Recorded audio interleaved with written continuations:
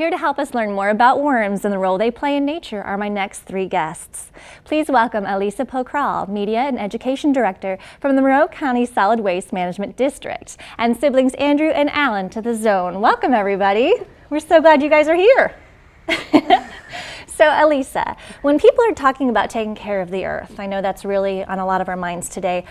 Are we only talking about the ground that we're standing on? Because I know worms are down on the ground. Are we only talking about taking care of the ground? Well, what people often forget is that there's life below the ground too. And it's like this fountain of energy, because all life leads to plant life. So we have to protect what's underneath our feet, and that's what we forget about protecting. Definitely, right? And we also have kind of the atmosphere and everything above us that all kind of ties together when you're taking care of the planet. It works together.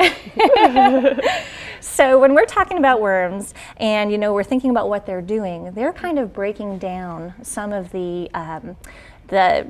things that are dying, the things that are no longer living. Nature's garbage. They're breaking down nature's garbage. It could be twigs and leaves and dead insects and dead animals, dead plants. That's what they're eating. Yeah. And they're part of the fungus and the bacteria and the invertebrates that do break down those things and decompose those things. So with nature, we have a lot of life, but we also have things decomposing and breaking down, so we also have death too. Is that with the kind of the circle of life that we talk about? Put on your serious faces, Alan and Andrew. Because what would happen, Alan, if all the leaves from the trees, the deciduous trees, all those leaves fell down and piled up and up and up on the earth? What would happen? There'd be too many what? There would be too many leaves. Too many leaves. Now, if I had this magic wand and I said, okay, Alan, I'm going to tap you, and if I tap you, Andrew, and tap you, Katie, and I tap you, and everyone in the studio, and everyone at IU, everyone in the community, there'd be too many. I said, you're going to live forever. There'd be too many what? People. Yeah, that's right. So we can't have life without the opposite, which is death, right? Just put your serious faces on. So when things decompose and rot and decay, it's a good thing. It's a good thing, because you don't see any dinosaur bones when you walk outside, do you? No. Not today, right? Not today, at least. That's right. Okay, so that makes a little bit more sense to us, that there has to be life and there has to be death in nature, and that's kind of a process that comes together. Now, I know that worms tend to wiggle, but I'm guessing they have other movements too. So, Elisa, do you want to tell us a little bit more about the movements of worms? Sure. If you guys have ever watched the worms move, you pick up a worm and put it on your hand, or you watch it on the ground, first of all, if it's in the light, it's not going to stay in a straight line, is it? No.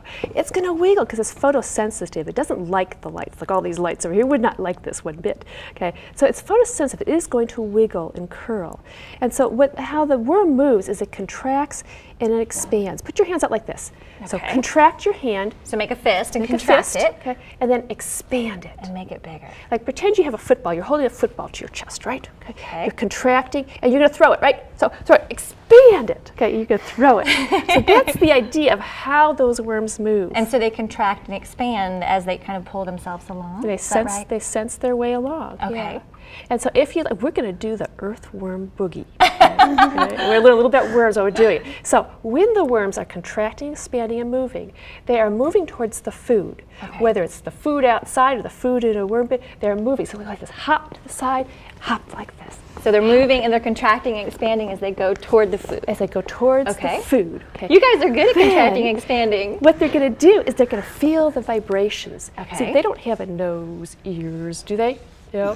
No, but they do have a mouth. They feel the vibration, okay, as they move up and down. So they're pretty wiggly. They're definitely moving. Definitely wiggly. And our voices sound like a giant right now to them.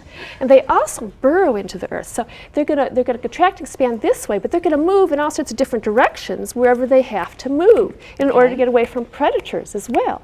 So they're going like this. Go snap your fingers. So snapping and moving. Snap, move like this.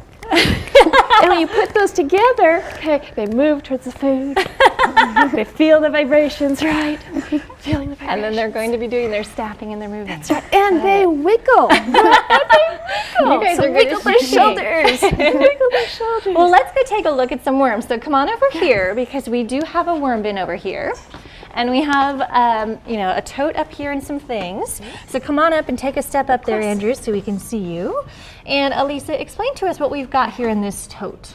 Okay, this is a worm bin that you could use for inside. Okay. And it's most convenient to put your compost outside in a covered bin, but if you live in an apartment, this is how you can do it too. Sure. So even people who live in apartments and smaller homes can have worm bins. They can handle their food waste this way. Okay. Now it has holes on the top. Why do you think it has holes? So they can breathe. Right, exactly. And they are slimy breathers, okay? We're slimy breathers too, but not in the same way because we have mucus in our noses, but they have to be moist all the time. Okay. So that's what the holes are for, and then the pipe here is for air circulation. Okay, so they definitely need that air to be That's right. safe and healthy and all that. Okay, so why don't you take the top off there so we can see what you've got inside. Are they going to jump out? No. No, they don't have feet, okay. They'll only kind of crawl out if they don't have enough food in here, or if it's too dry or too wet. All right. So, touch this. Reach your hand in. What is this? What is it? Wet newspaper? It's wet newspaper. And what I've done is I've taken a bowl of water, I strip up the newspaper, and I push it in, and then I squeeze it out, and I spread it all over. The worms eat this newspaper. This is called the bedding. And you can use wood chips for bedding too, but this is common. This can be commonly used, and we all have newspaper. So we want it to be moist but not soaking wet. Not soaking wet, because again, they have to have air. Okay? They have to have air. All right. Now, if you look in here, Oh, did you see what I saw?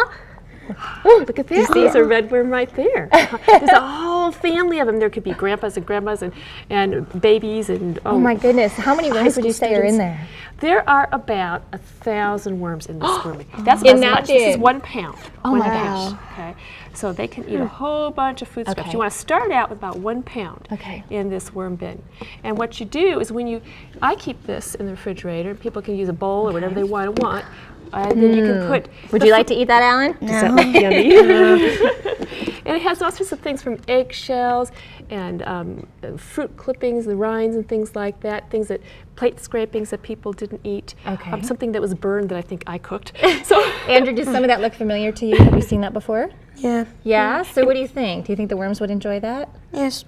Yeah? And there's even some birdseed in here. So what you can do is when this builds up, you could take some of this in here and then you can put it in. So for instance, if you already look in the bin here, you're going to see that there's a banana, a nice mushy banana on here. And there's mold growing on here. And that also, fungus and bacteria also break down things. Worms are just the most obvious to us because we see them. That's amazing. So in each corner, you just kind of bury it, but you have to make sure you cover it so that it doesn't smell. And if you really look closely at what the worms, look closely at the bottom here so we can see. Pretty gushy down there. Okay.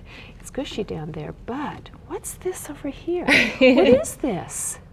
Looks like maybe something they've eaten and kind of eliminated, maybe? Well, it's a combination of worm castings, and then it turns into rich soil that you can use. It's nature's fertilizer. It's free. Okay?